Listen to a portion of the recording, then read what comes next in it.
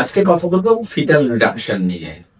মানে গর্ভে একাধিক ভ্রূণ রয়েছে, তার মধ্যে আহ, একটা বা দুটোকে অফ করে বাকিদেরকে নিয়ে চলা। তো এইটা বিশেষত ব্যবহার করা হয় যখন তিনটে বা চারটে এসে গেছে একসাথে, ট্রিপলেট বা কোয়াড্রুপ্লেট যদি থাকে। এটার অ্যাডভান্টেজ হলো প্রেগনেন্সিটাকে অনেক দূর পর্যন্ত এগিয়ে নিয়ে যাওয়া যায়। আর ডিসঅ্যাডভান্টেজটা হচ্ছে একটা মিসক্যারেজের চান্স থাকে এটা করলে পরে, বা প্রিম্যাচিওর ডেলিভারিটা একেবারে যে সম্ভাবনাটা তার নির্মূল করা যায় তাও নয়। কিন্তু ওভারঅল এখান থেকে অ্যাডভান্টেজ পাওয়া যায়। ধরুন কারোর তিনটে এসে গেছে, তাহলে তার ক্ষেত্রে আমরা কি করি?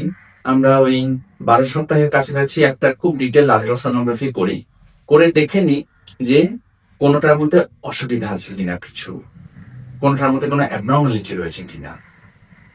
তারপর আমরা সবচেয়ে ভালো যে দুটো সেই দুটোকে রেখে অন্যটাকে অফ করার চেষ্টা করি।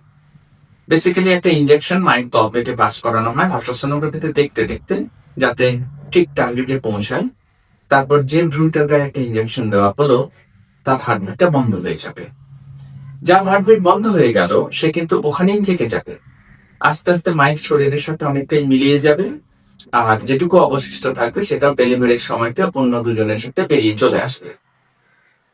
ফিটাল রিডাকশনের জন্য কিন্তু হসপিটালে ভর্তি হতে হয় না, এবং অনেক ক্ষেত্রেই এটা উইদাউট এনি অ্যানেস্থেটিক করে ফেলা যায়।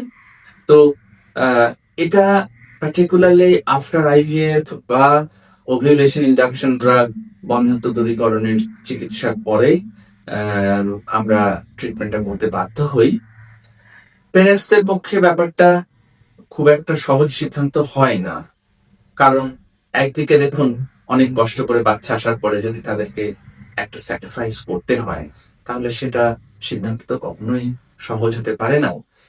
তবে যদি আমরা অন ব্যালেন্স ভাবি, তাহলে ওভারঅল আউটকামের দিকে তাকিয়ে আমাদের এই কঠিন সিদ্ধান্তটা নিতে হয়, এবং আমরা এটা প্রায়শই করে থাকি। এটা ফিটো মেডিসিন স্পেশালিস্টদের আরেকটা কাজ। ধন্যবাদ।